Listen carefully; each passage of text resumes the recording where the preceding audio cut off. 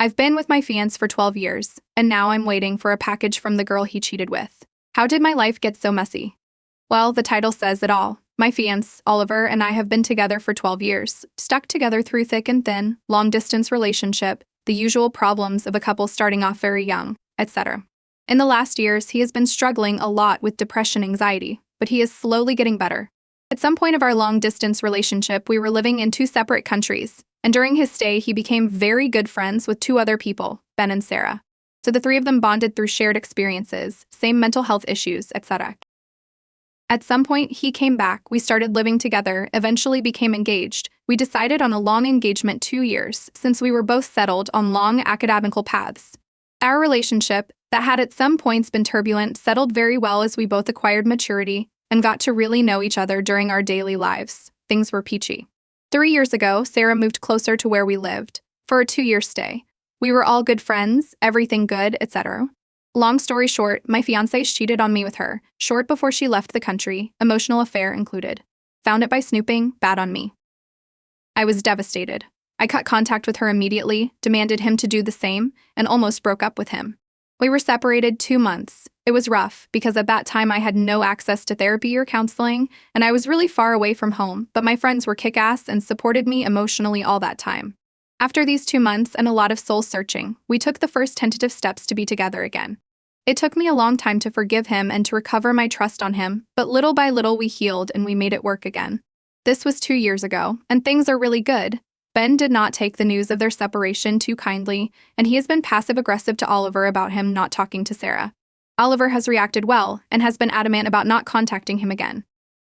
2 weeks ago, Ben told Fiancé that he had given our new address to Sarah because she wanted to send us a package with stuff belonging to Oliver. He says that she has nothing of him, and I believe it. They have never lived together. Most of their friendship, they have been living in different places. He has been really anxious about all this matter. He does not want any contact with her.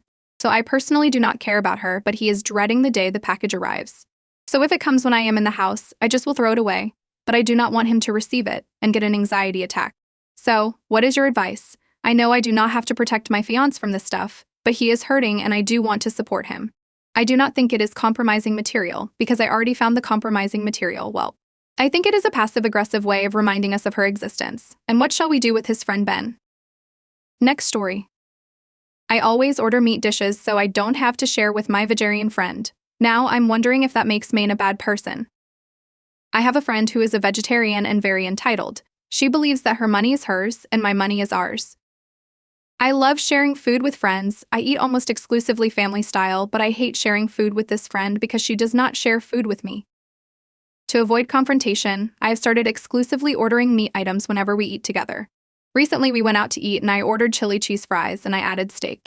My friend interjected and asked if we could get the steak on the side so we could share. The waiter was like, sure, and I kind of just stared blankly, silently fuming. But then when the fries came, I immediately dumped all the steak on the fries and started mixing. She was like, wait. And I said, oh, oops, sorry, and continued eating. She said she would have ordered more food if we weren't sharing, and I said, well, then order it. But she didn't because she was trying to save money. She ate her sad salad and kind of passive-aggressively said, man, I wish I had some fries with this too. I ignored the tone and just responded cheerily, you should get some, they're good. So hopefully she gets the hint soon. Next story. I abruptly moved out because I couldn't stand my sister's pranks anymore. Now she's upset, but I had to do it. I, 25F, live with my sister, 23F, in a shared apartment. I had initially moved to the city for work and lived alone in a rental for 6 months. When my sister relocated to the city for a job, we decided to move somewhere between our offices. The lease is under her name because I sublet my previous place to a friend, since I still had 6 months left on my contract. At first, the pranks were minimal and it didn't bother me so much. Think somewhere along the lines of hiding my toothbrush or tickling my feet while I was sleeping. It was also new because she never really did things like this when we were growing up. A few weeks later, the pranks started escalating. She would pour water on me when I was sleeping to see my reaction. She rearranged everything in my drawers. It took me hours to clean it up. She even lit a piece of cloth on fire, then burst out laughing when I began panicking. Then my final straw was last week. She showed new neighbors who hadn't met me yet pictures of me and said I was her stalker, told them to keep an eye out. So a few days later, the new neighbors spotted me walking to my door. A few minutes later, 2 cops are knocking on my door and arresting me for breaking into the place because that's what the new neighbors told them. I had to wait at the police station for hours until my sister came in to clear things up. I was so angry, I just started crying. I couldn't take it anymore. I didn't feel safe in my home anymore. And my sister still thought it wasn't that big of a deal because I didn't really get arrested. I called in sick to work the next day, waited for my sister to leave, then packed my clothes, and checked into a hotel for the night. Came back the next morning to get the rest of my belongings and some furniture I could stuff into the back of my car and moved out. I'm staying in my old apartment now with my friend while I sort things out. Texted my sister to let her know I'm done and that she can keep whatever I left behind. Now my sister is bombarding me with calls and texts. At first it was just tears and apologies. She said she went too far this time and swore up and down that she would stop. When I didn't respond, she turned hostile and started calling me in a hole.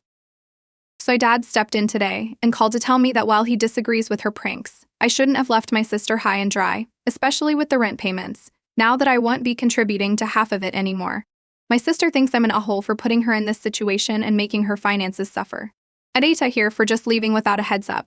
My dad says I could have at least given her a month's notice so she could get things in order. Next story.